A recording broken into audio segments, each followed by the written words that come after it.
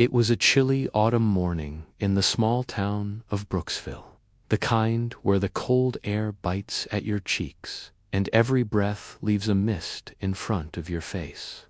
The streets were still damp from last night's rain, and the scent of wet leaves lingered in the air. Stood by the edge of Maple Street, waiting for the light to turn green. She had been in a hurry that morning, rushing through her small apartment, gathering her lesson plans, sipping coffee that was still too hot, and trying not to spill it on her cream-colored blouse. Somewhere in the middle of all that rush, she had forgotten something she wouldn't realize until much later. The one that had belonged to her late father was still hanging on the hook by the door. It wasn't just any jacket. To Sarah, it was a piece of her father's memory she carried with her everywhere. He had been a firefighter, a man of courage and warmth, and when he passed away unexpectedly 5 years ago, that jacket became her comfort on cold days. Every scratch in the leather, every worn-out seam told a story. Forgetting it was rare for her, almost impossible, but that morning she was too focused on being on time. She stepped into the crosswalk, her boots clicking against the pavement, unaware that the forgotten jacket would set in motion a chain of events that would change her life. Her school day was ordinary at first. She taught math to her third graders, read them a chapter from their favorite book, and smiled through the usual chaos of crayons, giggles, and little hands waving for attention. But when the final bell rang and the children scattered out into the cold afternoon, Sarah felt the chill bite through her thin blouse. She reached for the jacket that wasn't there. That's when she remembered. She muttered to herself, "Of course, I left it at home." A small sigh escaped her lips as she wrapped her arms around herself, trying to keep warm. She thought about stopping by the cafe near her apartment to grab a hot chocolate before heading home. Maybe that would take away some of the cold. It was on her walk to the cafe that she noticed him. A man in his late 30s, maybe early 40s, sat on the wooden bench outside the corner bookstore. His hair was a little unkempt, and his hands were tucked deep into the pockets of an oversized hoodie. There was something about him that caught her eye, not because he looked threatening, but because he looked lost. Sarah was the kind of person who noticed details about people. Maybe it came from being a teacher. She noticed how his eyes kept scanning the street, as if searching for something. She noticed how he flinched slightly every time a car passed.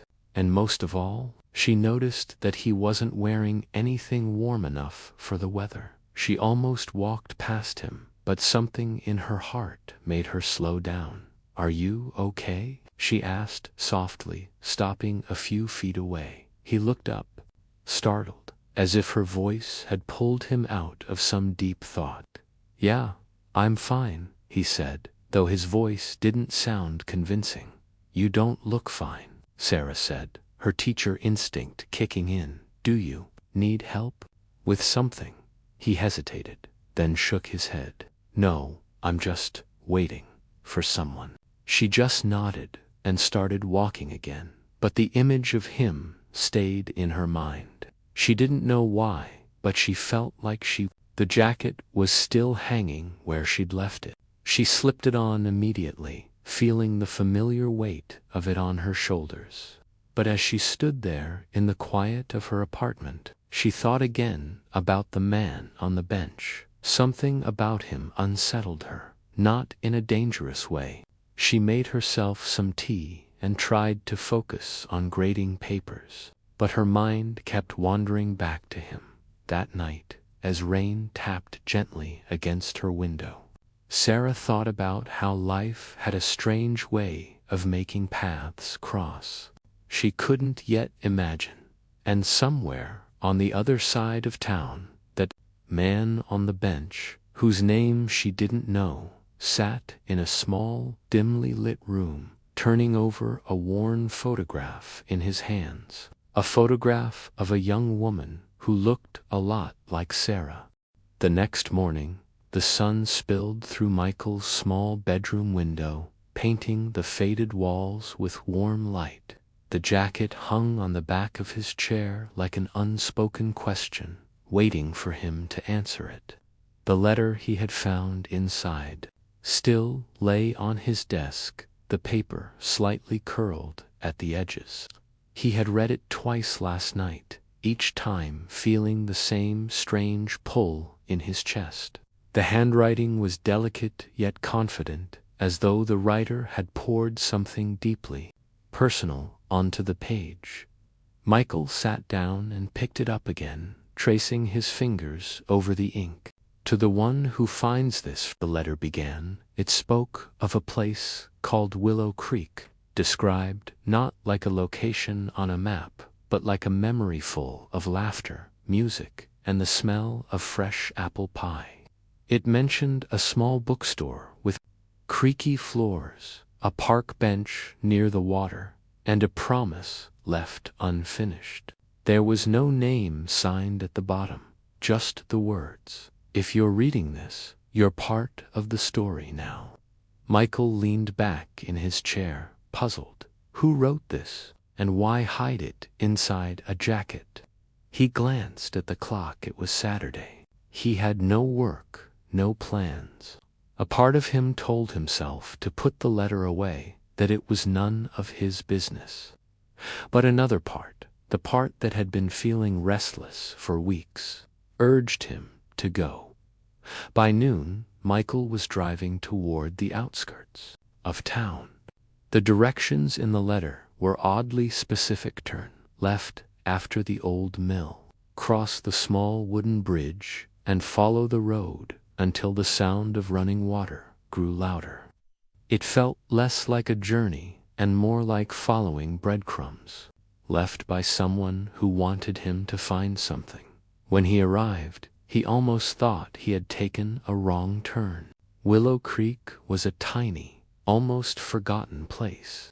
The air felt different, here's lower, warmer. He parked near the water's edge, where a small park bench sat facing the creek.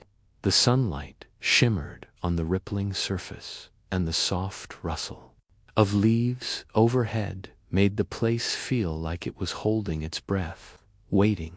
Michael sat down on the bench, pulling the letter from his pocket again. The part about the bookstore came to mind, so he asked a passerby if it still existed. The woman smiled faintly and pointed him toward a narrow street just beyond the bridge. The bookstore was exactly as described, dimly lit, with rows of shelves leaning ever so slightly, as if tired from holding so many stories. A bell above the door jingled as he stepped inside. The air smelled of paper and dust and something faintly floral, like pressed flowers kept between the pages of an old novel. Behind the counter, an elderly man looked up from a book. "You're not from around here, are you?" he asked, his voice gravelly but kind. Michael hesitated, then said, "I found something, a letter. It mentioned this place." The old man's eyes narrowed slightly, studying him. A letter in a jacket. Michael's stomach tightened. "Yes, you know about it." The man set his book down and slowly walked to a shelf near the back. He pulled out a small, leather-bound journal and opened it, flipping through pages filled with elegant handwriting. "You might say I've been waiting for someone to ask about it," he said quietly. He handed the journal to Michael. Inside were entries that matched the handwriting of the letter, memories of walks along the creek, late-night conversations, and a love story that had started decades ago. But every entry ended the same way, with a sense of something unfinished. Michael looked up. "Who wrote this?" The old man's gaze softened. almost sad. Her name was Evelyn. She used to come here every week. That jacket, it was hers. She left it here one autumn afternoon, said she'd be back for it. She never came. Michael felt a strange ache in his chest, as if he had just been handed a piece of someone else's longing. What happened to her? The man shook his head slowly. No one really knows. Some say she moved away. Others, well, they think she left because she was waiting for someone, and that someone never came. Michael spent hours in the bookstore, reading through Evelyn's words. They were full of hope, yet tinged with quiet sadness, like she was trying to hold on to something that was already slipping away. Each page felt personal, like a whisper meant for only one person. When the sun began to set, Michael closed the journal and returned it to the old man. "Why leave the letter in the jacket?" he asked. The man smiled faintly. Maybe she wanted someone to finish the story. Driving back home, Michael couldn't shake the feeling that the letter was more than just a relic of the past. It was an invitation, an open door into a life he didn't know, but somehow felt connected to. That night, he placed the jacket back on the chair and set the letter beside it. The creek, the bookstore, the journal, they all swirled in his mind. He didn't know why, but he felt like this was only the beginning, and somewhere, somehow, Evelyn's story was waiting for its ending.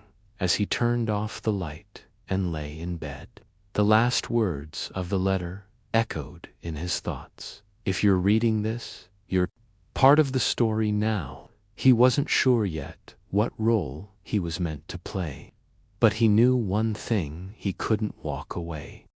The morning after reading the letter, Daniel woke up with a strange heaviness in his chest.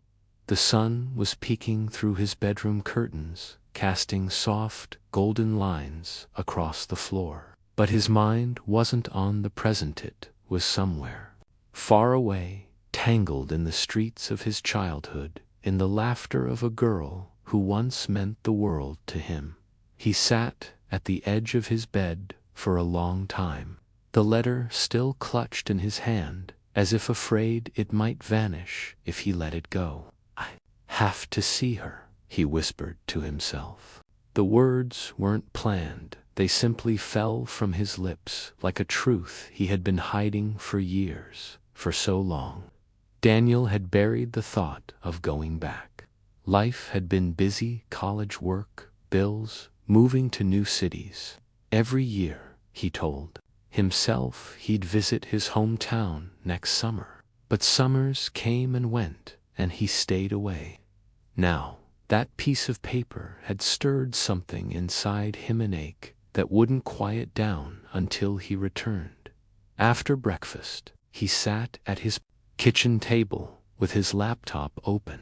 His fingers hesitated over the keyboard before he typed the name of his old hometown into the search bar. The screen filled with pictures: familiar streets, the small park with its weathered wooden benches, the little bakery where his mom used to buy fresh bread every Sunday morning. But it was the photo of the old elm tree in front of his childhood school that made his breath catch. That tree had been their spot, his and Emily's. They had carved their initials into it when they were just 12. A small secret no one else knew. He wondered if those letters were still there, or if time had erased them. He booked a bus ticket before he could change his mind. The trip was set for the next morning. The ride was long, stretching through endless highways, small towns, and fields that rolled out like green carpets under the summer sky.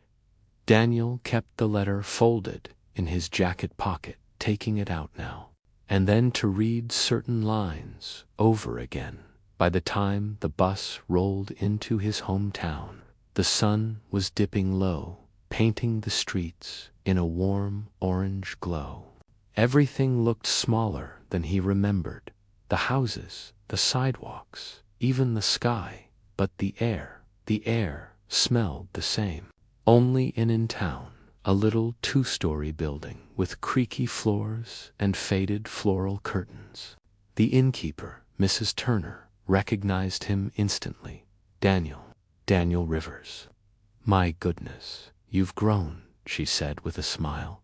"Haven't seen you in, 15 years? Something like that?" Daniel replied with a small laugh. "You here visiting family?" "Not exactly," he said softly. "Just visiting memories."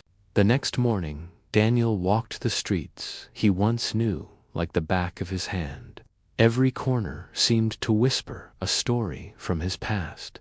The same uneven rhythm. He stopped by the old library where they used to sit in the back corner, reading books neither of them fully understood, but pretending they did. Finally, he reached the elm tree. It was taller now, its branches reaching higher, but the trunk still bore marks of its younger years.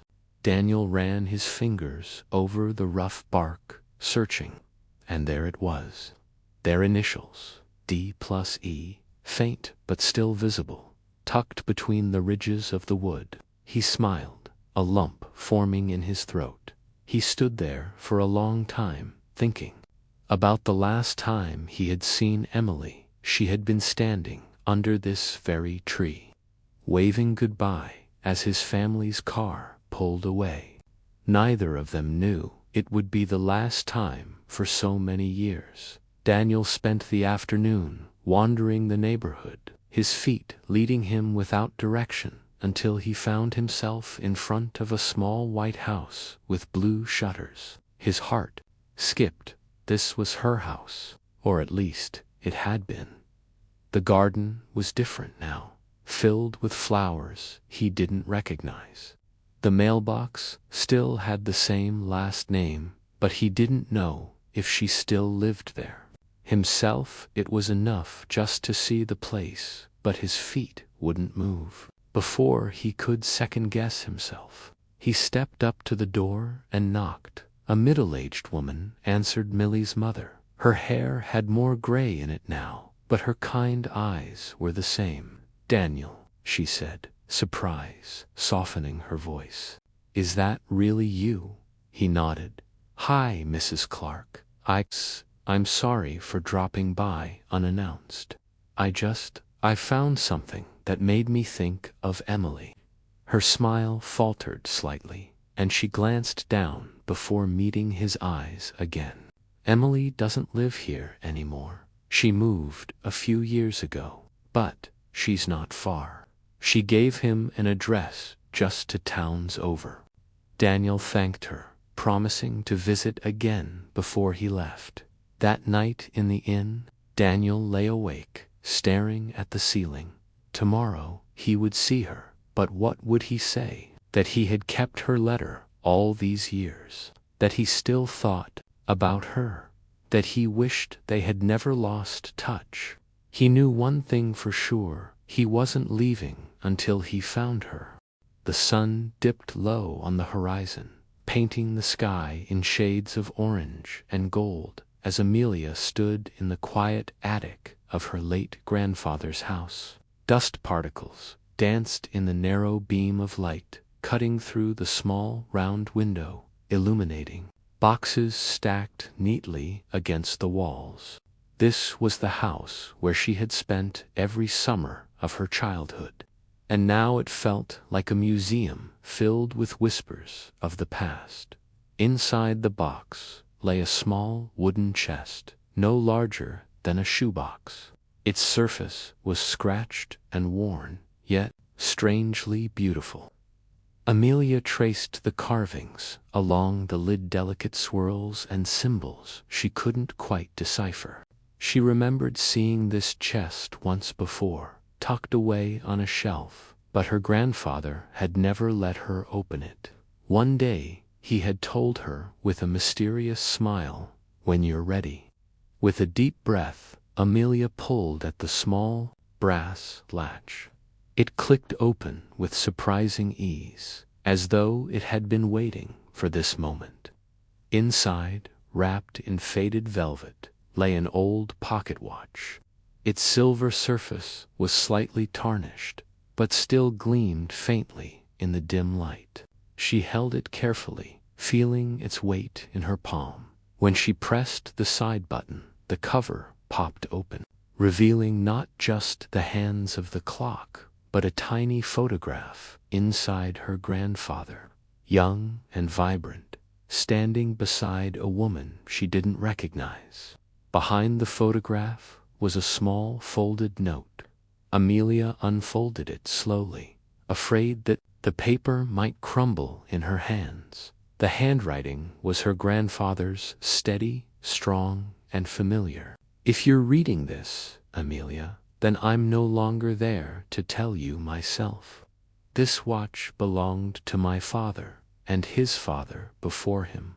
But it's not just a watch, it's a reminder that time is precious, and the moments you share with the people you love are the most valuable things you will ever own. I kept this for you, knowing one day you'd understand. Follow your heart, even if it leads you away from the path you thought you were meant to take. And remember, is never wasted."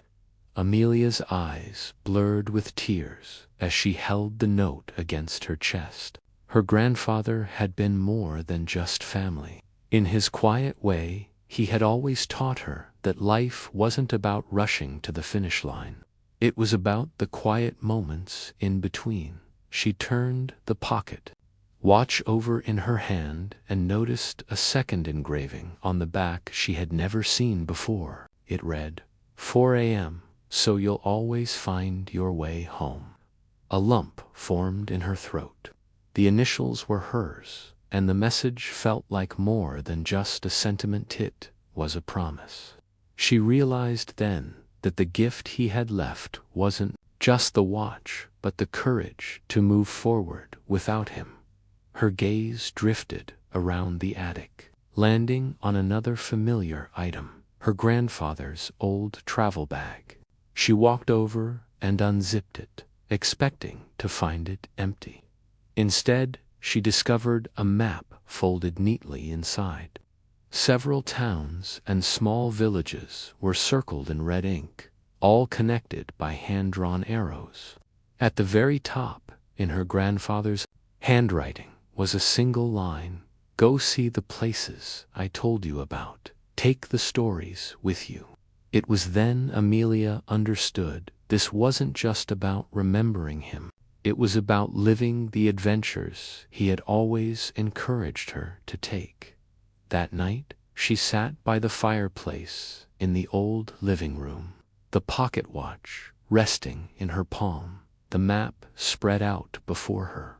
The firelight flickered across her face as she traced the routes with her finger. Yet the thought filled her with an unfamiliar excitement. Her life up until now had been carefully planned work, routine, safety. But her grandfather's final gift was a challenge to step into the unknown, to chase memories she hadn't yet made, and maybe, just maybe, to meet people who could change her life the way he had. The clock ticked softly in her hand, each beat reminding her that time would not wait. She didn't have all the answers, but she knew one thing for certain. She wouldn't let the watch gather dust in a drawer. She would carry it with her, along with the note, as she stepped into the next chapter of her life. The next morning, she packed the travel bag with just the essentials: her camera, a journal, the map, and the pocket watch. Before leaving, she stood in the attic one last time, breathing in the scent of aged wood and old memories. "Thank you," she whispered into the stillness, and as she closed the attic door behind her, Amelia felt lighter, as if her grandfather's spirit was walking beside her, ready to show her the way. The sun rose gently over the quiet town, painting the streets in gold and warmth, as if the world itself knew something had changed. Emily stood by the window of her small apartment, her hands wrapped around a mug of coffee she wasn't really drinking. She could still smell the faint scent of cedar and old paper, the scent of the jacket she had found, the scent that carried the weight of 100 memories. In the days since she had discovered the letters, everything inside her felt different.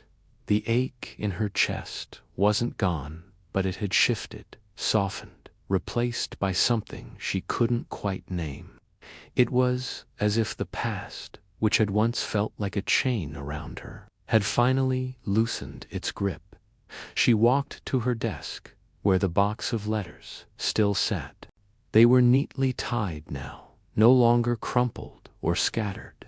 Each one had been read, not just with her eyes, but with her heart. Each word had pulled her closer to the person she thought she had lost forever, and yet she realized she hadn't lost him entirely. His voice lived in those letters. His love lived in her. Today, though, wasn't about looking back. It was about looking forward. Emily had made a decision, one she'd never thought she would make. She was going to visit the old cabin by the lake, the place they had talked about going to for years but never did.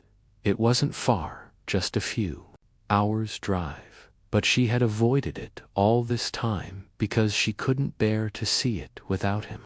Now, she realized, it was exactly where she needed to be. The drive felt like a slow unwinding of her thoughts. The trees along the road swayed in the wind as if they were waving her onward, and the radio played softly in the background a song she didn't know, but somehow felt like it was written just for this moment. When she arrived, the cabin looked smaller than she had imagined, its wood weathered but still strong. The door creaked open easily, as though it had been waiting for her. Inside, dust floated in the sunlight that poured through the windows, and the air smelled faintly of pine. Emily set her bag down and walked to the porch, where the lake spread out before her, still and calm, mirroring the sky. She took a deep breath and pulled the jacket from her bag. Slowly, she slipped it on. It was too big for her, the sleeves falling past her wrists, but she didn't care. The moment it touched her shoulders, she felt like she was wrapped in his arms again.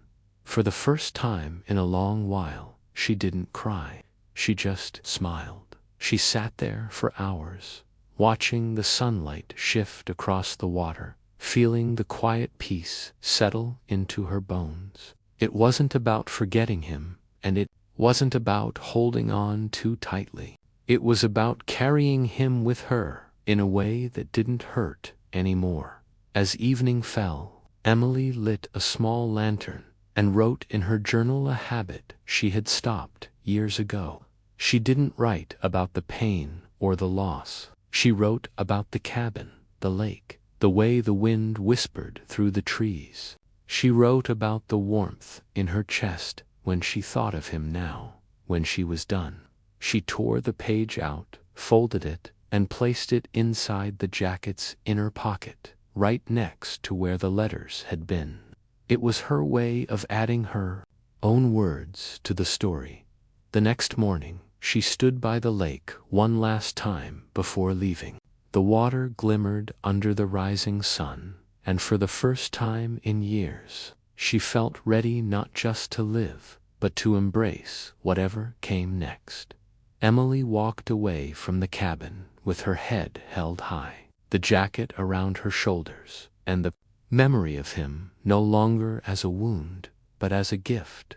And just like that, the girl who had once been defined by her loss was now walking into a new chapter, one she had the power to write herself.